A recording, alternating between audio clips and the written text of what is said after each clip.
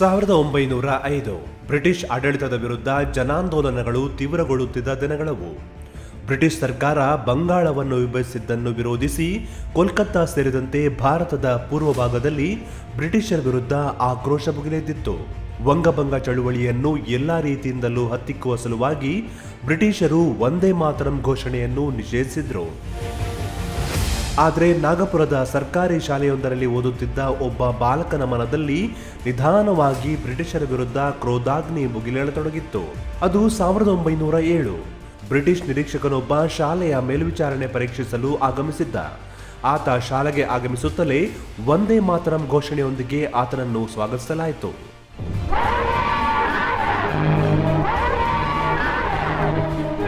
ಪ್ರತಿ ತರಗತಿಯಲ್ಲೂ ಇದೇ ಘೋಷಣೆಗಳು ಮೊಳಗತೊಡಗಿದವು. ಆ ಬ್ರಿಟಿಷ್ ನಿರೀಕ್ಷಕನಿಗೆ ವಂದೇ ಮಾತರಂ ಘೋಷಣೆಯ ಮೂಲಕ ತಿರುಗೇಟು ಕೊಟ್ಟವನೇ ಬಾಲಕ ಕೇಶವ. ಮುಂದಿನ ದಿನಗಳಲ್ಲಿ ಭಾರತದ ರಾಜಕೀಯ ಹಾಗೂ ಸಾಮಾಜಿಕ ಕ್ಷೇತ್ರದಲ್ಲಿ ಮರೆಯಲಾಗದ ಮೇರು ವ್ಯಕ್ತಿಯಾದ ಡಾಕ್ಟರ್ ಕೇಶವ ಬಲಿರಾಮ್ ಹೆಡಗೇವಾರ್. ಡಾಕ್ಟರ್ ಹೆಡಗೇವಾರ್ ಜನಿಸಿದ್ದು ಯುಗಾದಿ ದಿನದಂದು 1889ರಲ್ಲಿ. ಹೆಡಗೇವಾರ್ ಹುಟ್ಟಿನಿಂದಲೇ ಪ್ರಖರ ದೇಶಭಕ್ತರಾಗಿದ್ರು. ಬಾಲಕನಾಗಿದ್ದಾಗಲೇ ಅವರ ಮನದಲ್ಲಿ ಒಂದು ಪ್ರಶ್ನೆ ಹುಟ್ಟಿತ್ತು, ನಾವು ಗುಲಾಮರಂತೆ ಯಾಕೆ ಬದುಕುತ್ತಿದ್ದೇವೆ ಅಂತ. ಶಾಲಾಭ್ಯಾಸದ ನಂತರ ಹೆಡಗೇವಾರ್ ವೈದ್ಯಕೀಯ ಶಿಕ್ಷಣಕ್ಕಾಗಿ ಕೋಲ್ಕತ್ತಾಗೆ ತೆರಳಿದ್ರು.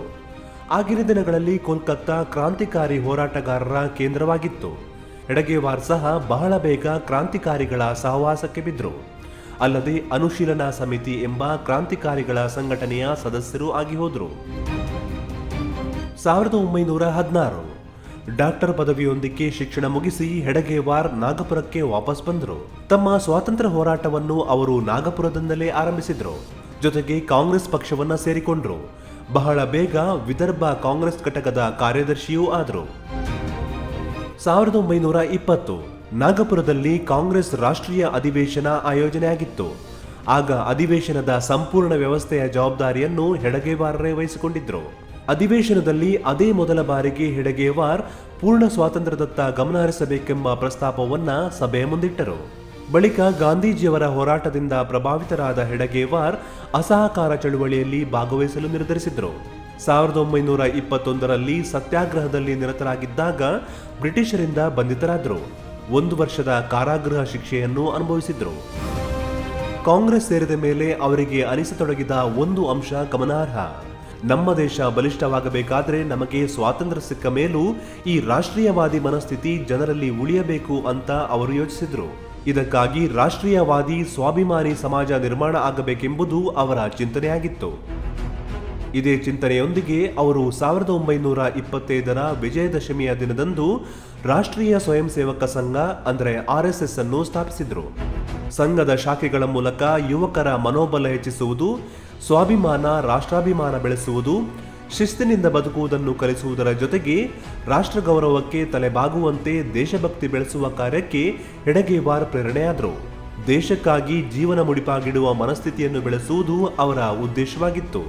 ಇದೇ ಉದ್ದೇಶದೊಂದಿಗೆ ಅಲ್ಲಿಂದ 15 ವರ್ಷಗಳ ಕಾಲ ಇಡೀ ದೇಶವನ್ನ ಸುತ್ತಾಡಿದ್ರು. ಸಂಘದ ವಿಚಾರಧಾರೆಗಳನ್ನು ಜನರಿಗೆ ತಲುಪಿಸುತ್ತಾ, ಸ್ವಯಂ ಸೇವಕರ ಪಡೆಯನ್ನು ಕಟ್ಟುತ್ತಾ ಸ್ವಾಭಿಮಾನಿ ಸಮಾಜಕ್ಕೆ ಭದ್ರ ಅಡಿಪಾಯ ಹಾಕಿದ್ರು. ಡಾಕ್ಟರ್ ಹೆಡಗೇವಾರ್ ಅವರಿಗೆ ಭಾರತದ ಪ್ರಾಚೀನ ಸಂಸ್ಕೃತಿ ಮತ್ತು ಪರಂಪರೆಗಳ ಬಗ್ಗೆ ಅಪಾರವಾದ ಗೌರವವಿತ್ತು.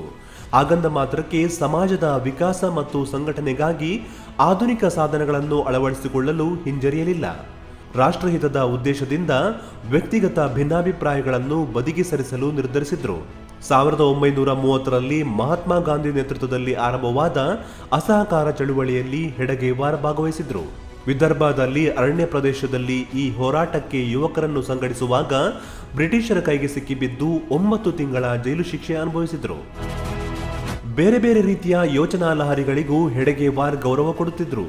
ಸಂಘದ ರಾಜಕೀಯ ನಿಲುವುಗಳ ಬಗ್ಗೆ ಸಾಕಷ್ಟು ಟೀಕೆಗಳು ಬಂದರೂ ಅವುಗಳನ್ನು ಎಂದೂ ಕಟು ಶಬ್ದಗಳಲ್ಲಿ ಟೀಕಿಸಲಿಲ್ಲ. ಬದಲಿಗೆ ಸಂಘದ ಸ್ವಯಂ ಸೇವಕರಿಗೆ ಅವರ ಹಾದಿಯನ್ನು ತೋರಿಸುತ್ತಾ ಸಾಗುವುದನ್ನು ಮರೆಯಲಿಲ್ಲ. ಅದಕ್ಕಾಗಿ ಹೆಡಗೇವಾರ್ ಅವರಿಗೆ ಎಲ್ಲ ರಾಜಕೀಯ ಪಕ್ಷಗಳ ನೇತಾರರ ಜೊತೆಗೂ ಒಳ್ಳೆಯ ಸಂಬಂಧವಿತ್ತು. ಡಾಕ್ಟರ್ ಜಿ ಅವರಿಗೆ ಲೋಕಮಾನ್ಯ ತಿಲಕರು ಮತ್ತು ಸುಭಾಷ್ ಚಂದ್ರ ಬೋಸ್ ಅವರ ಬಗ್ಗೆ ಅಪಾರ ಗೌರವವಿತ್ತು. ರಾಷ್ಟ್ರಹಿತ ಮತ್ತು ದೇಶದ ರಾಜಕೀಯದ ಬಗ್ಗೆ ಮಹಾತ್ಮ ಗಾಂಧಿ ಅವರೊಂದಿಗೆ ಆಗಾಗ ಚರ್ಚೆ ನಡೆಸುತ್ತಿದ್ದರು. ಸುಭಾಷ್ ಚಂದ್ರ ಬೋಸ್ ಅವರ ಜೊತೆಯಂತೂ ಹೆಡಗೇವಾರ್ ಅವರಿಗೆ ಒಳ್ಳೆಯ ಸಂಬಂಧವಿತ್ತು. ಸಂಘದ ಮೂಲಕ ನವಭಾರತದ ನಿರ್ಮಾಣ ಮಾಡುವ ತಮ್ಮ ಕನಸಿನ ಬಗ್ಗೆ ನೇತಾಜಿ ಅವರೊಂದಿಗೆ ಡಾಕ್ಟರ್ ಜಿ ಹಲವು ಬಾರಿ ಚರ್ಚಿಸಿದ್ರು. ತಮ್ಮ ಆರೋಗ್ಯ ಹದಗೆಟ್ಟ ಕಾರಣದಿಂದ ಒಮ್ಮೆ ನೇತಾಜಿ ಸುಭಾಷ್ ಚಂದ್ರ ಬೋಸ್ ಅವರೇ ಖುದ್ದು ಹೆಡಗೇವಾರ್ ಅವರನ್ನು ಭೇಟಿಯಾಗಿದ್ರು. 1940 ಹೆಡಗೇವಾರ್ ಅವರ ಆರೋಗ್ಯ ತೀವ್ರವಾಗಿ ಹದಗೆಟ್ಟಿತ್ತು. ಅವರ ಆರೋಗ್ಯ ವಿಚಾರಿಸಲು ನೇತಾಜಿ ಸ್ವತಃ ಬಂದು ಭೇಟಿಯಾಗಿದ್ರು.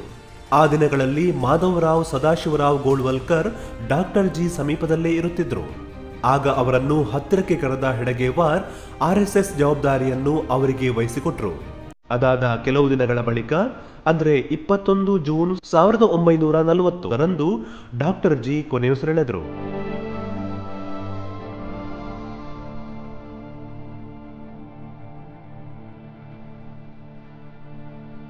ಡಾಕ್ಟರ್ ಜಿ ಸ್ಥಾಪಿಸಿದ ಸಂಘ ಈಗ ದೇಶದ ಅತಿ ದೊಡ್ಡ ರಾಜಕೀಯೇತರ ಸಂಘಟನೆಯಾಗಿದೆ. ಅಷ್ಟೇ ಅಲ್ಲ, RSS ಇಂದು ವಿಶ್ವದ ಅತಿ ದೊಡ್ಡ ಸ್ವಯಂ ಸೇವಾ ಸಂಘಟನೆಯಾಗಿದೆ.